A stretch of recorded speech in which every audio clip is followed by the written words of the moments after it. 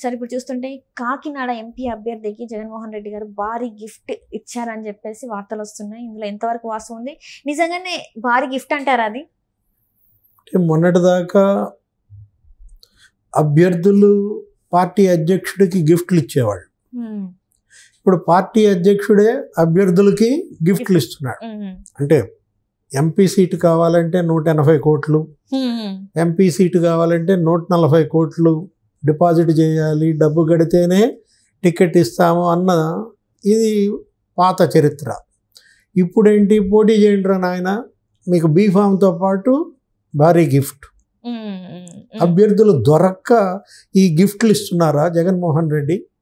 చలమలశెట్టి సునీల్ అతని తమ్ముడి కంపెనీకి గ్రీన్ కో దగ్గర 7,000 ఎకరాలు ఏమో ఇచ్చారంట.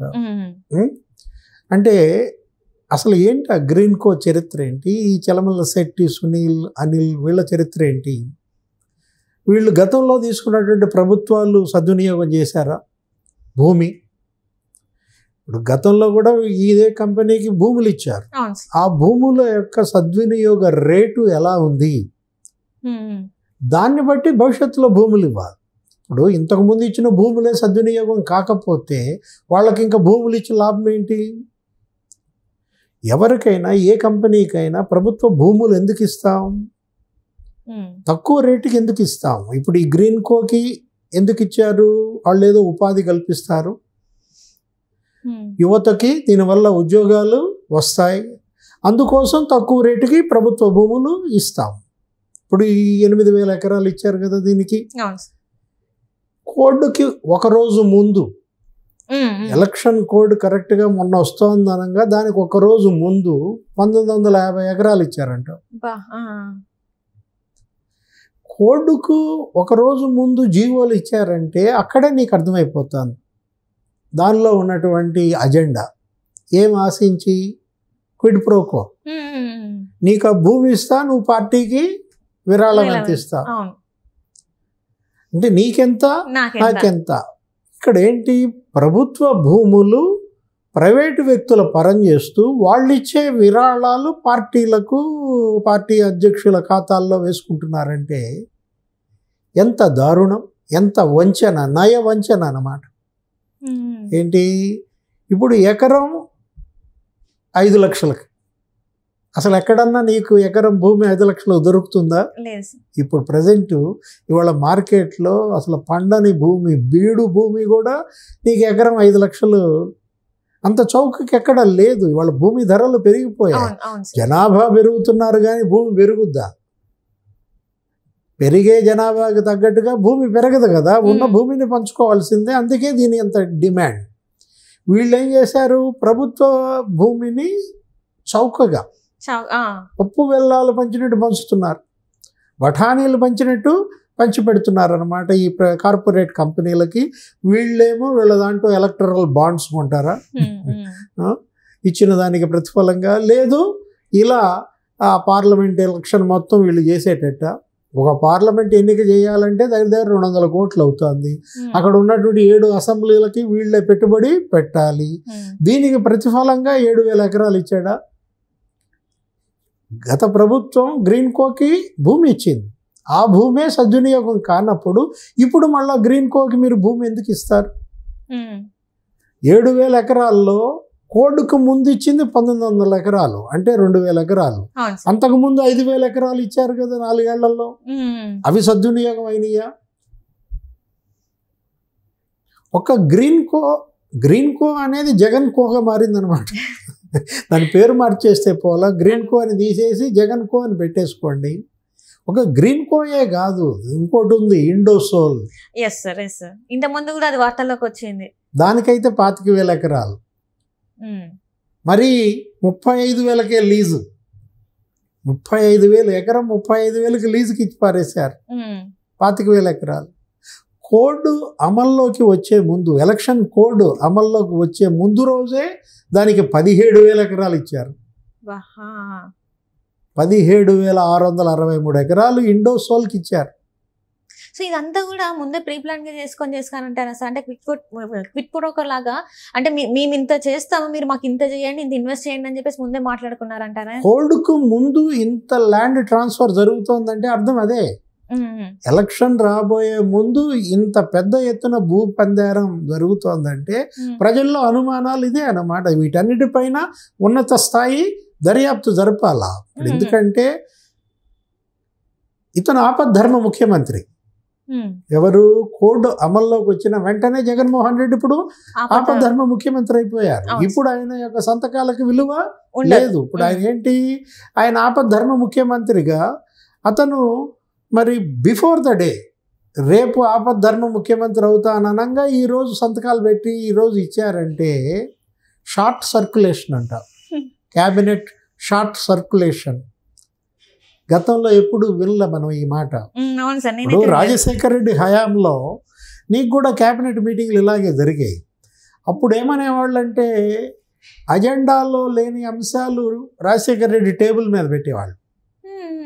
క్యాబినెట్ భేటీకి ప్రతి భేటీకి ముందు అజెండా ప్రిపేర్ అవుతుంది. అజెండా అందరికీ సర్క్యులేట్ అవుతుంది.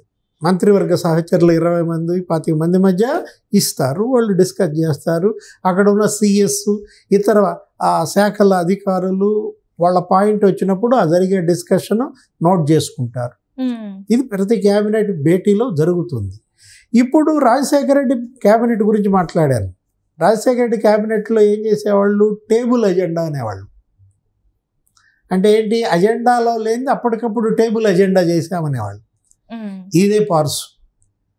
ఏది ఈ ఫార్సే. అప్పుడు కూడా టేబుల్ ఎజెండా అంటే మంత్రులకు తెలియకుండా, అజెండాలో దాన్ని పొందుపరచకుండా అప్పటికప్పుడు అత్యవసరంగా ఆయన టేబుల్ మీద పెడతారు ఒక పేపర్ రాసి.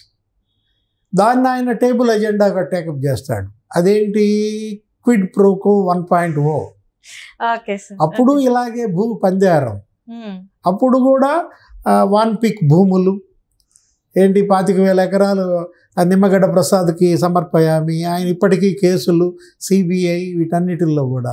ఇప్పుడు ఈ సిబిఐ జగన్మోహన్ రెడ్డి ఫేస్ చేస్తున్నటువంటి 13 కేసులు ఈ ల్యాండ్స్కి సంబంధించే. భూ కేటాయింపులు, గనుల కేటాయింపులు, నీటి కేటాయింపులు ఇవే అన్నమాట. అప్పుడు ఏ విధంగా తండ్రి అధికారం అడ్డం పెట్టుకుని క్విడ్ ప్రోకోకు పాల్పడ్డాడో ఇప్పుడు తనే ముఖ్యమంత్రి అయిపోయాడు. ఈ ప్రజలు చేసిన పిచ్చి పని, దొంగకి తాళాలు ఇచ్చిన దీంట్లో ఇప్పుడు ఆయన ఏం చేశాడు, కరెక్ట్గా కోడ్ రాబోయే ముందే వాడికి 17,663 ఎకరాలు పంచిపెట్టాడు. ఎవరికి, ఇండోసోల్. వీడికి 1980 ఎకరాలు వీడికి పంచిపెట్టాడు. దగ్గర దగ్గర నీకు 20,000 ఎకరాలు రేపు ఎలక్షన్ కోడ్ అమల్లోకి వస్తుందనగా ఇవాళ పంచిపెట్టారే 2 కంపెనీలకు, గ్రీన్కో జగన్కో అన్నా. ఇదేంటి, ఇండోసోల్ జగన్ సోల్ అనమాట. ఇండోసోల్ కాదు, దీని పేరు జగన్ సోల్. ఎవరిదా కంపెనీ, విశ్వేశ్వర్ రెడ్డి. ఈయన బినామీయో ఏదో మొత్తానికి. అదేదో ఉంది కదా, ఏంటది, ఎలక్ట్రికల్స్. షిరిడి సాయి ఎలక్ట్రికల్స్ అనే ఒక కంపెనీ. మొత్తం కాంట్రాక్ట్లన్నీ దానికి. షిరిడి సాయి ఎలక్ట్రికల్స్ ఇప్పటికీ ఈ 5 ఏళ్లలో ఎన్ని వేల కోట్లు కాంట్రాక్ట్లకు వచ్చాయి. ఇంతకుముందు దీని పరిస్థితి ఏంటి, ఇప్పుడు దీని పరిస్థితి ఏంటి? ఆ కంపెనీకి అనుగుణంగా ఉండడం కోసం టెండర్ నిబంధనలే మార్చేస్తారన్నమాట. వీటన్నిటిపైన కూడా రేపు రాబోయే ప్రభుత్వం ఉన్నత స్థాయి దర్యాప్తుకు గనక ఆదేశిస్తే ఏంటి, అప్పుడు రాజశేఖర రెడ్డి టైంలో ఏం జరిగిందో ఇప్పుడు జగన్మోహన్ రెడ్డి టైంలో అదే జరుగుతుంది. ఎవరైతే ఆ నోట్ ఫైల్స్ మీద సంతకాలు పెట్టారో ఆ ఐఏఎస్లంతా జైళ్ళకి వెళ్లాల్సిందే. ఎప్పుడు గతంలో మనం చూసాం, రాజశేఖర రెడ్డి పీరియడ్లో జగన్మోహన్ రెడ్డికి అనుకూలంగా సంతకాలు పెట్టారు. బిపి ఆచార్య జైలుకి వెళ్ళాడు, రాజగోపాల్ జైలుకి వెళ్ళాడు, శ్రీలక్ష్మి జైలుకి వెళ్ళింది. ఇప్పుడు రేపొద్దున జైళ్ళకి వెళ్ళే ఆఫీసర్లు ఎవరు? ఇవాళ ఆంధ్రప్రదేశ్ ఐఏఎస్లలో హాట్ టాపిక్ అనమాట. ఇండోసోల్కి 17,900 ఎకరాలు రాసి ఇచ్చిన ఆయన జైలుకు వెళ్తాడా? గ్రీన్ కోనా ఇది, దీనికి 1960 ఎకరాలు దీనికి రాసి ఇచ్చిన ఆయన జైలుకు వెళ్తాడా? ఎవరు ఈ షార్ట్ సర్క్యులేషన్ క్యాబినెట్ ఎజెండాలు తయారు చేసింది ఎవరు, దానిపైన సంతకాలు పెట్టింది ఎవరు, నోట్ ఫైల్స్ మీద ఏమి రాశారు, ఏమి సంతకాలు పెట్టారు, ఇవన్నీ కూడా రాబోయే పీరియడ్లో వచ్చే ప్రభుత్వం గనక దర్యాప్తుకు ఆదేశిస్తే జగన్మోహన్ రెడ్డి జైలుకి ఎటు వెళ్తాడు, అది వేరే విషయం. ఆల్రెడీ గతంలో జైలుకి వెళ్ళి వచ్చినటువంటి ఆయనే, కొత్తగా వెళ్ళేదేముంది. విజయసాయి రెడ్డి జైలుకి వెళ్ళి వచ్చిన ఆయనే, కొత్తగా వెళ్ళేదేముంది. వాళ్ళకి జైలు కొత్త కాదు, ఇప్పుడు కొత్తగా మీరు జైళ్ళకి వెళ్ళాలా.